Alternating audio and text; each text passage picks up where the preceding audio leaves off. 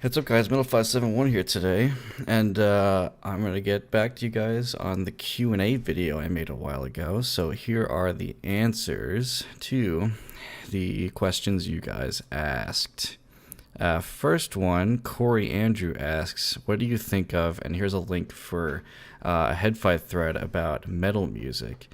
Um, Interesting. So actually, metal is really important when I test headphones. I don't think I've ever mentioned this before, but when I talk about the upper mid-range in headphones, I'm really looking to make sure that distorted guitars in metal are not overly harsh, and they also have to be fast headphones to reveal the minor intricacies of the distortion. Now, not everyone is probably going to be that picky because, I mean, I've been playing guitar since 2004, so I know quite a bit about what the amps should sound like and what tubes do and distinguishing the different flavors of distortion. Some others may not be quite as familiar, of course, but it makes it easy for me to determine how realistic a headphone's mid-range is. And the upper mids for metal, I believe, really should be not overblown. And I feel like a lot of headphones do this. It's interesting that when I listen to all kinds of electronic music, which is what I listen to often nowadays, even though my first love really was metal, actually, and the mids don't bother me that much because there's not a whole lot going on in that harsh 4K, 3.5K region. That's what I mean specifically by upper mid range. And as a result, most headphones probably sound fine for EDM as long as they've got enough bass and they got good treble extension and a nice soundstage to pan around the synths and everything. But for metal, you have to have upper mid-range not being too much because that tends to be where the mix is weighted toward in my experience. So, I mean, if I had to recommend one metalhead headphone, I have to say the DT770 Pro 80 ohm is a blast. And I picked the 80 ohm, and I say this a lot on Reddit's r/headphones. I picked the 80 ohm because it's got more bass than the 250 and the 32, and the bass in metal music tends to not be as forward because it's very upper mid-rangey, so you want to get that bass boost in there to hear the sub bass of the kick drums and stuff like that. And then the mid-range of Biodynamics in general to me have always been a lot less aggressive than the Sennheiser house sound, like the 600 and the 598. I still think they have too much upper mid-range now for a lot of distorted guitar in metal songs, and as a result, I think the 770 nails it. And the other thing about the 80 ohm is there's not too much trouble, so the more poorly recorded metal with like overly aggressive cymbal mixes and crap like that is not quite as bad as trying to listen to the searing treble on the 250 and 32 ohm versions of the 770. At least that's how it sounds to me. So that's what I would recommend for metal. As far as a portable metal headphone, I'm sorry, this is going to be interesting, but actually I'd say the M50X is not bad at all. Except you're going to want to be careful because some people may find it uncomfortable. And there are replacement pads, however, so there is ways to get around that. There are other options, but, for as a portable metalhead headphone, I'd say that. All right. So, and I think to answer your part of your question about lo-fi overly compressed or really poorly recorded metal, Porta Pro. Porta Pro is a fantastic headphone for pretty much every genre, but the fact that it's more warm-leaning and doesn't have excessive amounts of treble or, unfortunately, a not quite amazing treble extension lends itself quite well to metal as well. Just be aware that it's open. Just see my review on those. All right, here's another good question. What would you recommend for home studio mixing? This guy, LN Unique, wants to know about hip-hop studio mixing. I'm going to talk more about studio mixing in general. Now, as a precursor to this, I have never studied audio engineering, actually. I just have a pretty good ear because I've been listening to headphones and using equalizers since I was 11 or 12 and playing around with this stuff. It was only inevitable that I get into headphones to begin with. But I'll say that as far as headphones that sound close to the original recording, and for something that can do double duty as a tracking headphone, that's I really can't think of anything off the top of my head. The closest thing for a decent price range, you know what? Not even. I was gonna say what I'm wearing here. If you notice, these are the Shure SRH 440s. I haven't reviewed these yet. I've had them a long time, but I haven't actually talked about them. But actually, the 440s are quite good for tracking, although I wouldn't use them for mixing. What I'd recommend is get yourself a tracking headphone for the singer, or the rapper, whatever you want to call the guy. Get yourself a closed back high isolation tracking headphone. Now, if isolation is primary, HT280 Pro, no question. Those things are like wearing hearing protection, but the sound quality is not so fantastic. They're a little bit lean in the bass. They sound kind of synthetic through the mids and the highs. Nothing impressive, but the isolation is awesome. If you want something that sounds a little bit better for a decent price, 440s. Absolutely. The Shure SRH 440 is fantastic. In my previous videos, I used the AKG K271 Mark II, which I thought was pretty good. And it's not that bad, but it has a weird character, very canny, cuppy sound. I made a review a long time back where I actually sold them, and then I rebought them again because, I don't know, because AKG, and because they look awesome. I don't know, that's what I think. But I think the 440s strike a nice balance between sound quality, neutrality, and comfort is a little bit better on these, because the 271s and the 240s always had ear pads. They're a little bit too small. That's for me. But the thing about the 271 is it's I don't know how well Shure supports the individual parts on this headphone, but I will say that AKG has a excellent track record for keeping parts in stock, so you can order. If something breaks, you just grab a driver. You can even find the teardown manuals, like the maintenance manuals on the headphones, each individual part number, so you can order it. That's one of the advantages of having a pro headphone. So the 271 could work for tracking. I would try it. I wouldn't just buy it blindly. I would try it, just like I would for most headphones, honestly. But the 440 is a good option too, because it strikes a nice balance between good isolation, almost as much as the 280 Pro, but better sound quality. But I'm not 100% sure on long-term durability. It is kind of plasticky.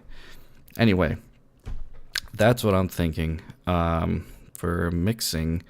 Or actually for tracking, and then for mixing, I would use an open back headphone. You know, the HD600 is the obvious thing that comes to mind pretty quickly, but there's obviously other stuff out there as well, like the HG400S, which came out recently and is relatively neutral. I'm kind of saying that out of nowhere because I have not heard them myself yet, but Top from Fidelity certainly seems to think they're a slightly better headphone for a slightly less price than these guys. But the 600 is a very well-established, good mixing headphone. Needs a little bit EQ, and I'll start talking about EQ more in my next videos. It's something new that I haven't talked about in the past, so you'll see that in coming weeks. But hopefully that helps answer your question a little bit more.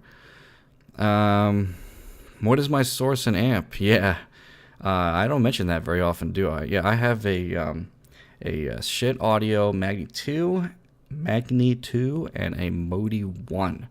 The reason why I have that combination is because the Modi 1 is, and may still be, on sale, and I didn't really need the Modi 2's additional modes in terms of sampling rate, and that's that really. I didn't need like the extra connections that the Modi 2 Uber has, like optical. Just need USB. So I have USB on that.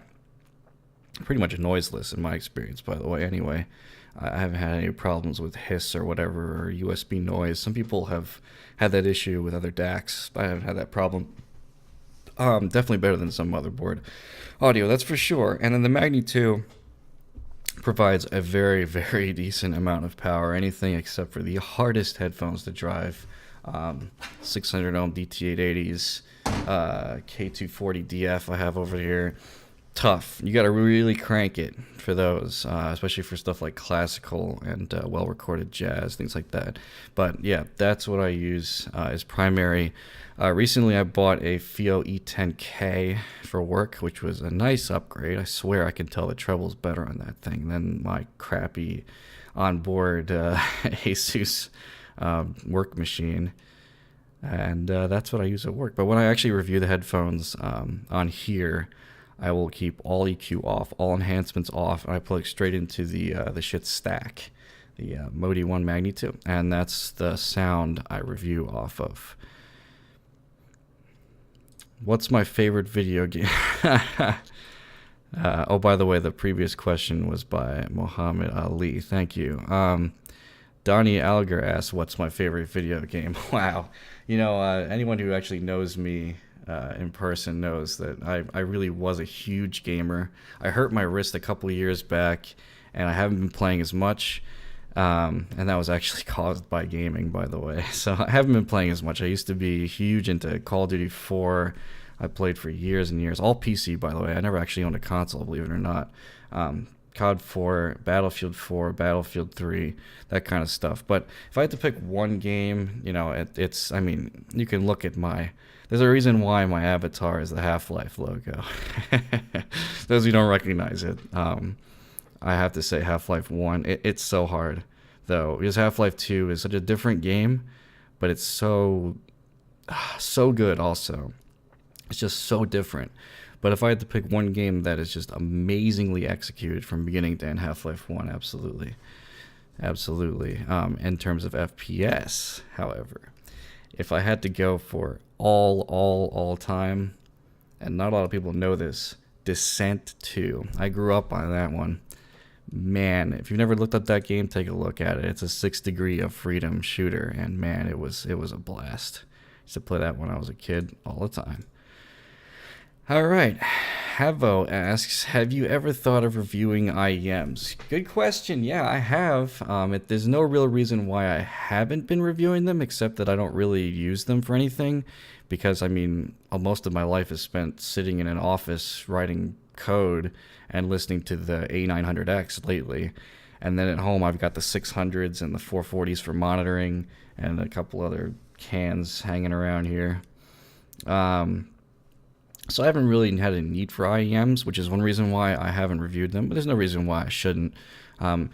It will be interesting, though, when I review them, because I've never correlated an IEM, well, barely. I've barely ever correlated an IEM measurement graph to what I hear, and I'm guessing that the headphone-related transfer response can be slightly different, meaning the compensation curve, because the IEM is in your ear canal as opposed to outside it here, like a headphone, the expected flat on a graph, I'm assuming, is going to look a little bit different. Like there should be a bump at 2.5K to sound about neutral instead of a bump at 3.5K, for example. So that will be interesting. So that's one reason why I would like to review IEMs. Very true. If you have specific recommendations, I guess, for IEMs, you can throw them at me, but I'll see what I can do about that. But yeah, I have thought of reviewing IEMs. There's no reason why I can't, except that, you know, the only reason, a lot of this stuff, most of the stuff you see on this channel, I buy with my own money. If I don't like it, I'll just sell it. So I haven't really had a need for IEMs, which is why they haven't really showed up yet. 2, any chance of showing us your gaming setup and my headphone collection? See, the thing is, my headphone collection lately hasn't been, but oftentimes it is in flux. All kinds of things are coming and going, some for review, some for just personal stuff I own. So that's why I don't talk about the headphone collection as much. But I will tell you right now, I have, let's see if I can remember all the headphones. This is my life right here, remembering all the headphones I own. All right, so let's see what I got. I have a Biodynamic DT231 Pro, a very interesting headphone that I was gifted by a coworker because he just didn't want them. Pretty cool. Maybe I'll review those at some point. I have an AKG K271 Mark II that you've seen in the past. I have an AKG K240 Sextet LP, late production. And AKG K240 DF I've reviewed. This Biodynamic DT880 Premium 600 ohm. The Sennheiser HD 600. This is a good one. This is in for review. Thank you, Zach. ZMF Vibro. Oh man, you guys get a kick out of this. I haven't talked about this much, but Logitech did send me a G633. Yeah, it's an interesting animal, to say the least. So maybe I'll get around to reviewing those at some point. I don't know if I'm going to review, but I'm going to provide feedback to them because they sent them to me. Thank you, Logitech. Oh yeah, the ATH A900X I have at work. That's what I use primarily for work. I have a Biodynamic DT770 Pro 250 ohm that's sitting off camera, which is mine, and then man, Messiac's got to be hating me by now. I have his DT770 premium 600 ohm that's also sitting around here, which is interesting to compare to the 250 ohm. Yes, that video is still coming. I'm actually going to try to film that as soon as possible. Don't kill me here. But yeah, that's the headphone collection I have right now. Then I mentioned the Magnitude, the Modi 1 are the amps. I have a FIO E10K at work. I have a Art Tube MP preamp for this AKG P220 and a Focusrite Scarlett Solo interface. So that's my headphone collection, amp collection, interface collection, something. Oh yeah, the SRH 440 up here is also mine. That's a Shure SRH 440. Gaming setup. Actually, today, when I do play, I use the Myonix Avier 7000. I have a Myonix Zybel 60 keyboard down here. I have a PureTrack Count Talent mousepad. My computer has a Intel i7 4790K at stock on a Hyper 212 Plus, I believe still. Man, that's old. Unless I changed it out. It might be an Evo. I forget, actually. A Asus Sabertooth Mark 1, I believe. It might be a Mark 2. You can tell that I have not been into the whole PC gaming thing regularly as often. I have a GTX 770 graphics card in there and 8 gigs of DDR3. It's 1600 megahertz. So that's what I have at the moment. I've got 2 SSDs. They're not in RAID, just separate 128 gig SSDs and a 500 gig Caviar Black. Maybe just Western Digital Black. Used to be called Caviar or something. So that's what I have for the gaming setup. I use the HD600. I use whatever headphones actually when I play. And I actually use this mic when I play. It's pretty funny. This thing sounds ridiculous for TeamSpeak. I have a friend who has an AKG P220 that he only uses for TeamSpeak. I use it for the YouTube channel as well, obviously. All right. What mouse have you been using? Last question by Dark Zen. What mouse have you been using and coming back to? I mean, I reviewed this forever ago. I can't believe it's still working. This guy right here. Still going. Myonix Avier 7000. Man, it is still trucking. I still have quite a few mice. I have a Logitech G402, a couple G303s. I have a G302, Zoe FK1, Zoe FK 2013. At work, I use the G303 on a high DPI. I guess it's light and doesn't like mess with my wrist or anything like that. I still have lingering issues from that injury I talked about previously. And at home, I keep this guy on a high DPI, and since it has Omrons, it's not too hard to click either. But I do play with the Avier actually. So that's the mouse I have always really came back to, and I'm still using. All right. Oh, I skipped the question. All right, here we go. Last question. Grumpy Kitten, nice name. Your top 3 headphones based on sound quality. Ooh, irrespective of current ownership. This is a good one. What is the best sounding headphone I've heard, no matter what? Man, that's a good question. You know, if someone could combine the sound signature of the HE500 with the soundstage of the HD800, I think I'd have it, or at least close. But if I had to rank them, that's real hard. I'd probably put the HD800 in front as number 1, because nowadays I'd EQ down the spike or Anax mod it out or something like that.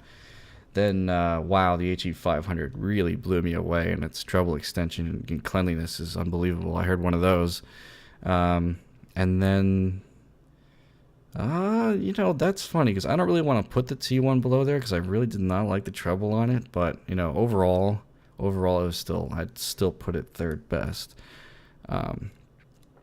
Although I'd probably tie it with ZMF Blackwood, which I've also heard. I haven't heard the Omni yet. Soon. That's what I'd say. All right. Thanks, guys, and I hope this was interesting. feel free to ask any further questions. Maybe I'll do another one of these in the future. If you need me to clarify anything, just let me know. And I'm always checking the comments section. I'm at the point with this YouTube channel where I don't have so many subscribers that I can't actually answer every single one of your questions. So I will actually try to answer every one of your questions that I can. And as a PSA, please have a Google Plus account if you want me to ask. I still get a lot of people who are commenting, but I can't reply. It doesn't give me the option to do that. I think that means they're not commenting from a Google Plus account. It's just ridiculous. But if you want to reply, make sure the reply button is there after you post the comment. All right. See you next week.